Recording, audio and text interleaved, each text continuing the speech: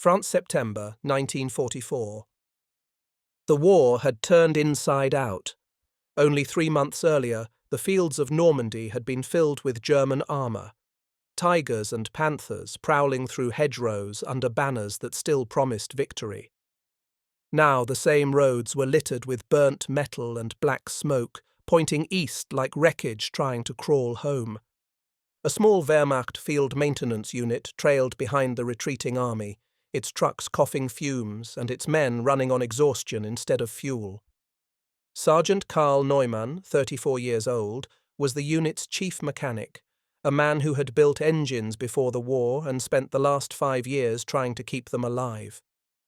His convoy consisted of 2 Opel Blitz trucks, 1 half-track with a broken starter, and 12 mechanics who carried more wrenches than bullets. Their orders were simple and impossible. Recover any usable equipment left by retreating units and keep the roads clear for the remnants of the 7th Army. But by early September, the roads were clogged with refugees, burning vehicles, and Allied aircraft that owned the skies. One afternoon, outside the ruined town of Compiègne, they spotted something strange. A large truck stood abandoned in a ditch, half hidden by smoke from a nearby barn. Its olive paint glimmered under layers of dust, the white star of the Allies barely visible beneath soot. The tyres were intact. The engine looked unscathed. It wasn't German. Neumann ordered his men to approach cautiously, expecting mines or booby traps. But when they circled the hood, they saw the logo embossed into the metal. GMC. They had heard rumours about these trucks, the Americans' magic machines that could carry supplies over any terrain. The Wehrmacht had captured jeeps and the occasional Dodge before, but never one of these. The truck was enormous, far larger than any German transport. It had a wide, solid frame, massive suspension, and a cargo bed packed neatly with crates marked US Army, rations, spare parts. One of the younger mechanics, Otto, whistled. Herr Sergeant, this one could carry 3 Opels inside it. Neumann climbed into the driver's seat. Everything felt different. The smooth steering column, the precision of the gauges, the perfect tension in the pedals. Even after months in the field, the cab smelled faintly of oil and leather, not diesel smoke and despair. He turned the ignition, and the engine roared to life instantly. No choke, no delay, no coughing. The men stared, speechless. This, Neumann muttered, was built by a country that doesn't run out of steel. By evening, they had pulled the truck to the side of the road and started examining it piece by piece. The engine was massive, a 6-cylinder, 270 cubic-inch monster that could run on poor fuel, climb steep hills, and carry 3 tons without strain. The American engineers had designed it for one purpose: endurance. Otto ran his hands along the transmission housing and shook his head. This isn't a truck, it's a factory on wheels. In the fading light, they opened one of the crates in the back. Inside were dozens of identical spare parts, hoses, filters, bearings, each wrapped in wax paper and labelled in English, ready to be swapped in minutes. For German vehicles, every repair required improvisation. For the Americans, it was mass production at a scale none of them could comprehend. Neumann stared at the mountain of replacement parts and understood something no propaganda could hide. Germany was fighting a nation that could build these trucks faster than the Wehrmacht could destroy them. He turned to his men and said quietly, "Boys, if they have 1,000 of these, the war's already lost." They parked the big American truck beneath a shattered plane tree and set to work like surgeons. Even in the failing light, the thing looked deliberate. Nothing rattled. Nothing sagged. Where German vehicles showed the scars of field repairs, wire twisted through bolt holes, odd-sized metric screws stolen from 3 different factories, the GMC looked as if it had rolled off the line an hour ago. Otto crawled under the nose and whistled again. 6x6 drive, he called, tapping the transfer case. Selector for low range, and a front-mounted winch, rated stronger than our half-tracks. He slid out, palms black with clean grease. Clean. The Americans even made dirt look orderly. Newman pulled down a canvas pouch clipped behind the seat and found a laminated lubrication chart, a simple map of nipples and intervals, readable by a farm boy. Next to it, a thick manual stamped TM10-1563 with step-by-step drawings, torque values, parts numbers, exploded diagrams. You could hand this book to a baker and he'd service the truck by supper. "Look," Otto said, prying open another crate. Inside lay oil filters in waxed cartons, a dozen fan belts marked with identical codes, bundles of spark plugs wrapped in oiled paper. A canvas roll of tools matched the manual exactly. Every SAE wrench nested in its pocket, each size printed in bold. "They build a problem," Otto murmured, "then ship the solution with it." The cargo bed yielded more surprises. Green tins stamped US-10 in one rations, stacked beside D-ration chocolate bars, cigarettes, instant coffee, and morphine syrettes in a medic's tin. There were jerry cans, proper ones with wide mouths and rubber gaskets that didn't leak, filled with gasoline, not the watery ersatz that chewed through German carburetors. A tarpaulin bundle hid 2 spare tires with deep NDT tread, still chalk-striped from an American depot. Neumann ran a thumb over a stencil on the tailboard. CCKW 352, 2.5 ton. He'd heard the nickname from prisoners taken near Avranches. Deuce and a half. The men said it with an affection you reserved for a friend. He could see why. "Starter," he told Otto.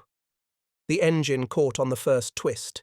Inline 6, smooth and even, like an electric motor pretending to be an engine. Neumann listened. No knocks, no coughing fits, a steady burble through a muffler that didn't sound like a parade. He pulled the long gear lever and felt synchrome bite. No double-clutch dance, no grinding teeth. The hydraulic brakes took the weight without drama. The truck settled as if it trusted its own stopping power. They rolled onto the empty road, headlights louvered to blackout slits. The big truck soaked up potholes that would crack an Opel's spine. A ruined culvert forced them into the ditch.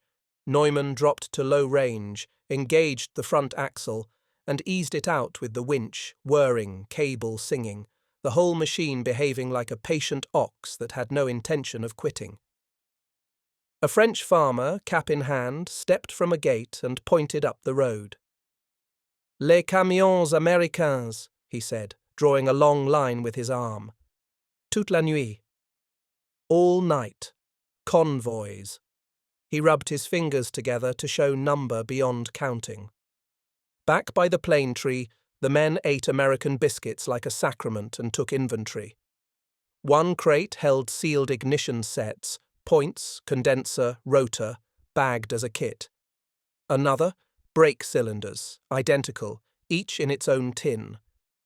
A canvas satchel contained convoy placards, a chalkboard strip, and a stencil of a red circle with an arrow.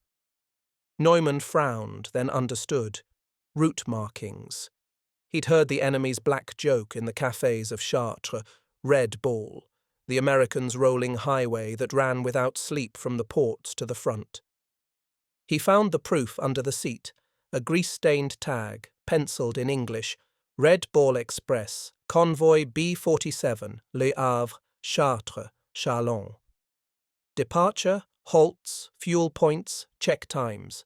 It read like a train timetable. Trains of trucks. He crouched on the running board and stared at the card until the numbers blurred.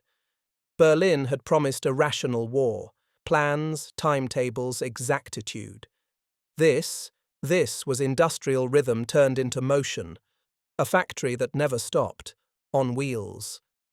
Klaus, the oldest mechanic, leaned his back to the tire and said what they were all thinking. We repair a Panther with hand tools in the rain. They replace an axle in 20 minutes and file a form. We nurse one tank for 3 days. They send 10 trucks an hour. The comparison spilled out of them. German engines were exquisite, each factory its own little kingdom of tolerances, gears and bolts that refused to match any other maker's. A Maybach from Kassel sulked if you fed it poor fuel. A Bussing last month refused a Bosch pump scavenged from an old chassis. Every vehicle was a personality, every repair an argument. The American truck was standardization with a soul. Every hose fit, every thread matched, every part number led to a warehouse already emptied into another truck. They had built a machine that forgave mistakes and rewarded speed. "Paint out the star," one of the men suggested, half a joke, half survival. "We keep it."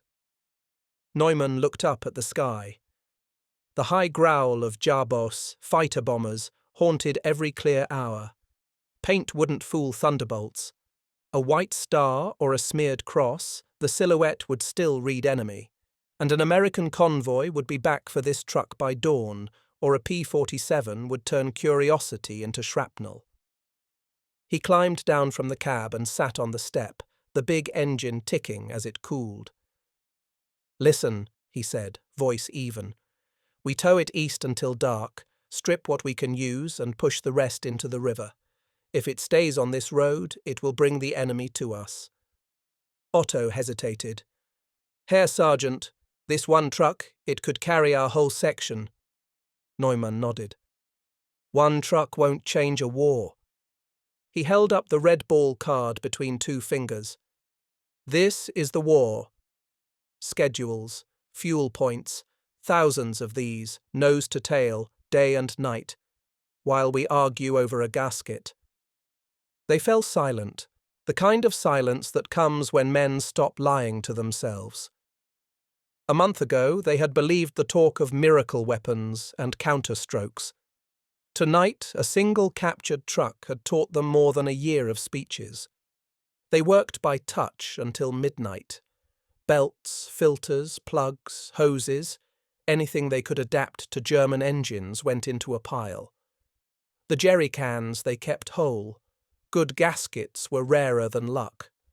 The medical tin they divided without words. Morphine was a currency that bought time from pain. Neumann made them take the tool roll too, not for the sizes, but for the habit. A place for every spanner, a number for every part. When the moon lifted, they winched the emptied GMC toward the culvert. It rolled like a dignitary. At the lip, Neumann paused and put a palm on the fender. "You win," he said, not to the truck, but to the idea that had built it. They eased it over. Metal groaned, water splashed. The big shape settled into reeds and shadow. "Now what?" Klaus asked. "Now," Neumann said, folding the red ball card into his breast pocket, "we stop pretending we can fix this war with a wrench." Dawn would bring orders, aircraft, and more roads pointing east. But the men climbed into their ailing Opals with a new, unwelcome clarity. Somewhere beyond the horizon, an American dispatcher chalked B-48 on a board and sent another river of trucks rolling. Germany, Neumann realized, wasn't being beaten by better tanks or braver men. It was being outsupplied, on a scale no courage could repair. 2 nights later, they found themselves camped on the edge of a forest near Reims, waiting for orders that never came. The Wehrmacht retreat had turned chaotic, bridges blown too early, fuel convoys bombed, and columns tangled like veins clotted with wrecks. For Karl Neumann's maintenance detachment, there was nothing left to maintain. Their last Opal coughed itself to death outside a village where the church had lost its roof, but not its bell. At dusk, Neumann climbed a small ridge to scout the road. What he saw below didn't look like a war. It looked like industry on the move. A line of American trucks, headlamps hooded but glowing faintly, rolled east at a steady pace, one every few seconds, the rhythm as precise as a machine press. He counted 10, then 20, then stopped. There was no point. The convoy stretched beyond sight, their engines humming like an enormous heartbeat that never missed a beat. Every truck looked exactly like the one they had found. The same star, same cargo frames, same disciplined spacing. They bore placards painted with numbers and coloured symbols. B-48, R-12, Convoy A. It was the Red Ball Express, the Allied lifeline feeding Patton's Third Army. Over 6,000 trucks ran day and night, carrying ammunition, fuel, rations, and spare parts from the ports to the front. To Neumann it was like watching a myth come alive. He crouched behind a hedge, listening. The road sang with a constant drone, not of chaos, but order. Every vehicle passed with the same even note, exhausts tuned, engines in harmony. The occasional jeep darted alongside, its driver waving a clipboard like a conductor correcting the tempo. They were not racing, not panicking. They were working. One of his men, Otto, whispered beside him, "They don't even have guards." "They don't need them," Neumann said quietly. No one could stop them. By morning the road was empty again, but the smell of diesel and hot rubber lingered in the air, the scent of abundance. The Germans followed it north, hoping to rejoin retreating forces near the Siegfried Line, but every step along the way reinforced what they had seen. Villages once stripped bare by years of German requisition now overflowed with Allied stockpiles. Fuel drums stacked like walls, food crates marked Rations Type K, and endless spare tyres leaning against barns. Everywhere they looked, GMCs, some loaded, some empty, were parked in perfect rows, engines idling as fresh crews swapped in. Drivers looked barely older than boys, but they worked with practiced ease, unloading and moving on without shouting or confusion. Neumann spoke enough English to understand the slang painted on some hoods: Memphis Belle Express, Kansas Mule, Detroit Rollers. He realized then that this wasn't just a military operation, it was a culture of logistics. America had weaponized motion itself. The contrast was unbearable. In German service, fuel was rationed by the litre, tyres patched with canvas, and every broken axle meant another vehicle abandoned. Their engines coughed on ersatz gasoline distilled from coal. Orders arrived late, maps were outdated, and the Luftwaffe no longer existed to cover them. Even when Germany captured Allied trucks early in the war, it couldn't keep them running. There was no compatible fuel, no standard parts, no time. But the Americans had everything, and enough to waste. They reached an abandoned Luftwaffe airstrip, where a handful of soldiers were dismantling radio equipment for scrap. The group's officer, a gaunt Oberleutnant, looked up when Neumann arrived and asked if they'd found any vehicles. Neumann hesitated, then told him about the captured GMC. The officer gave a weary laugh. "Good. Maybe we can use it to tow our dreams home." He didn't ask for it, didn't need to. He'd seen the same convoys himself. "They bring fuel faster than we can burn it," he said, staring toward the western horizon. "They have turned the world into a road." Neumann nodded. "And we are running out of road." That night the sound returned, faint but steady. Another convoy, miles away, invisible behind the hills but unmistakable. It was as if the Americans had built a second front made entirely of engines and headlights. One of the younger mechanics, trying to sound hopeful, said, "Maybe the Führer has a countermeasure." Neumann didn't answer.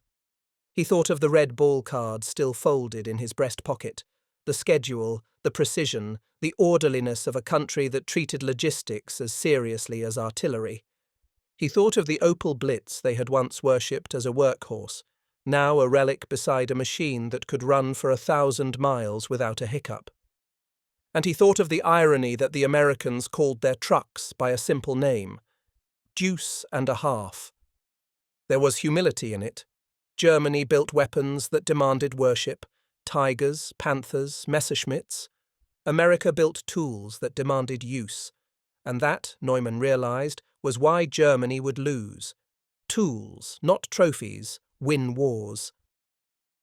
The next morning, a British reconnaissance patrol rolled through the forest. Neumann and his men didn't fire. There was no point. They were unarmed, covered in oil and dust, their vehicles dead. The British officer who approached them seemed surprised they were mechanics, not infantry. "Working on anything interesting?" he asked in careful German. Neumann nodded toward the horizon where the rumble of engines still carried. "Yes," he said, "your trucks. They are working on us." The officer smiled faintly, not understanding the full weight of the words, and motioned for the Germans to follow. Behind them, the road echoed again. Another convoy approaching, another river of machines that would not stop until the war itself did. Neumann didn't look back. He didn't need to. He had already seen Germany's future, and it had GMC stamped on every part. The guns had gone silent, but the engines never stopped.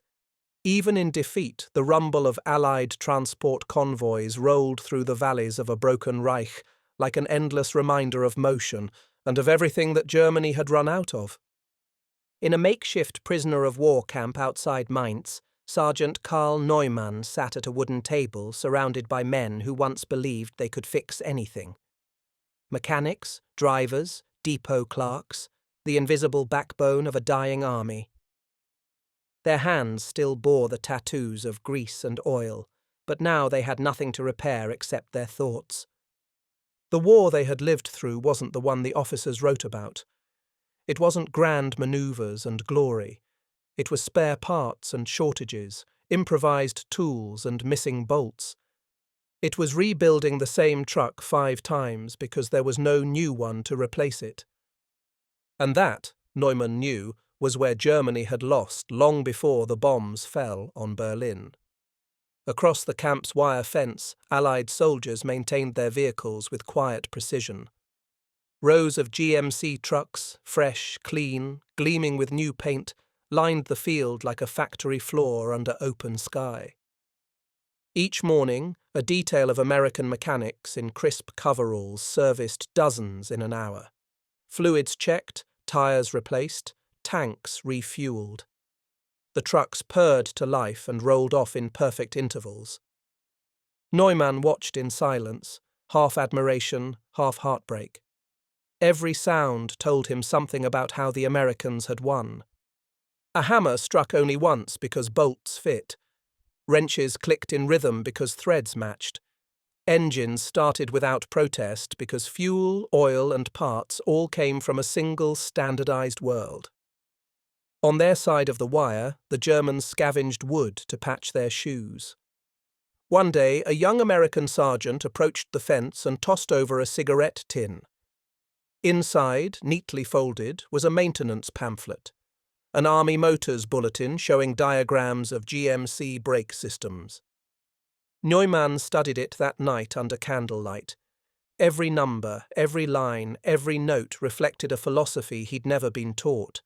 Make everything the same so everyone can repair it. When he translated the caption at the bottom, he almost laughed.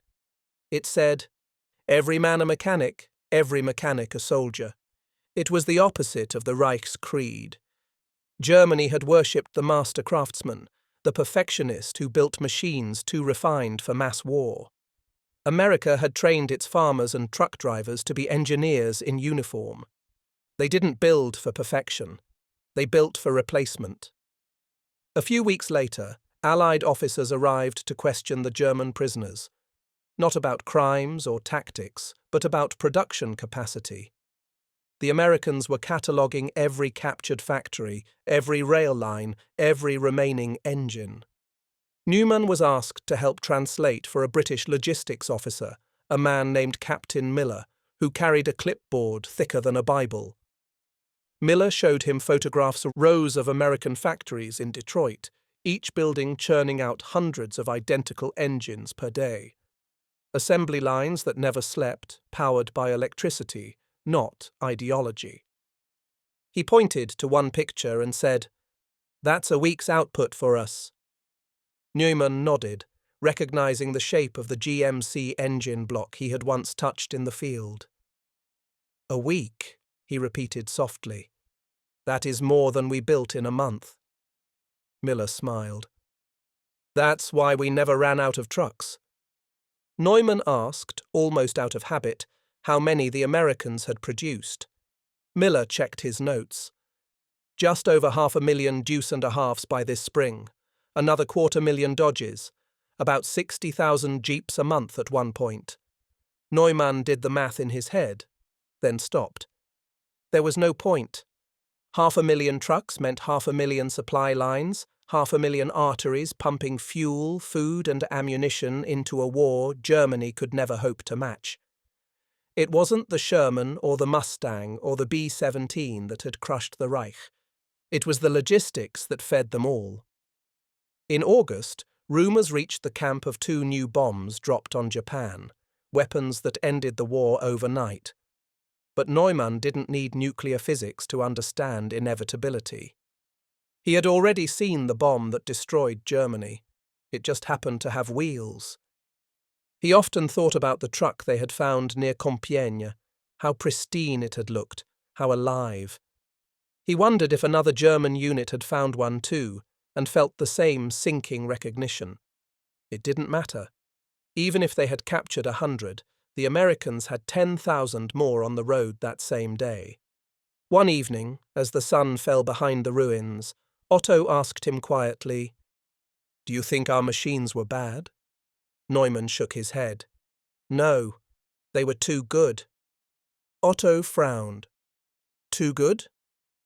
"Yes, too complex, too rare, too slow. We built masterpieces. They built momentum." He gestured towards the distant hum of engines beyond the camp. "That sound you hear, that's how they won." Not with genius, but with consistency. When the prisoners were released in 1946, Neumann returned to a Germany that no longer believed in miracles. The factories that had built Tigers now made farm tractors. The railways that had carried panzer divisions now carried grain. But in every rebuilt workshop, one lesson endured. Efficiency beats artistry when survival is at stake. Years later, in a small repair shop in Hanover, Neumann kept a relic on his workbench, a single Red Ball Express convoy tag, laminated and faded, rescued from the truck they had once found. Whenever young apprentices asked about it, he would smile and say, "That's the day I learned how wars are really won.